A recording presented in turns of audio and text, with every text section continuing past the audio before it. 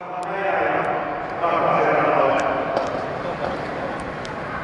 nyt sitten Grande on tässä meidän pujotteluksissa Santeri ja Janne. K ja siellä kolmannessa odottaa pallo. Eli kolmannessani valmiina. 3, 2, 1. Aja! Ja hänellä lähdetään pallon tukkaus.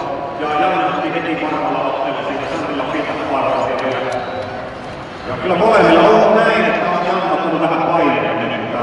Tää ei mene nopeasti kuin äsken. Miten se on? No niin, siinä meni Santerillakin pallo lähti pyörimään. Santeri pani pallon pyörimään ja sitten tulee tullutkaan tavalla.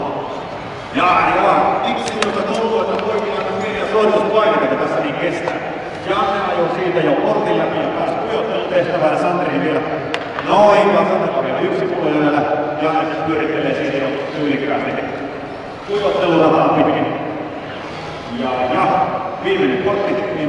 Oi, meni tyylikkäästi kerralla. Oikein katso, se on liiga menestys, niin se aina sitä tuppaa varmalla suorituksella taas ohi. Ai, kyllä nyt ollaan vähän vetteleitä sinun. Mitä yritetään? Sieltä se tulee. Janne Lappi voittaa tämänkin pujottelun sillä lailla.